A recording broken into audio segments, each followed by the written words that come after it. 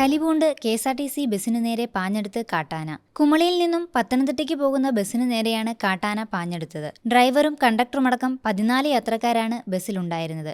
കൊച്ചുപമ്പ ഭാഗത്ത് വെച്ചാണ് ബസിനു നേരെ കാട്ടാന ഓടിയെടുത്തത്. 1/2 കിലോമീറ്ററോളം പുറകിലോട്ടെടുത്ത ബസ് റോഡിന്റെ തിട്ടയോട് ചേർന്ന് എടുക്കാൻ പറ്റാത്ത സാഹചര്യത്തിൽ നിർത്തി. ഈ സമയം ആന ബസിന്റെ മുൻഭാഗത്തെ ഗ്ലാസിനോട് അടുത്തുനിന്ന് ആളുകളെ ഭയപ്പെടുത്തുകയും ചെയ്തു.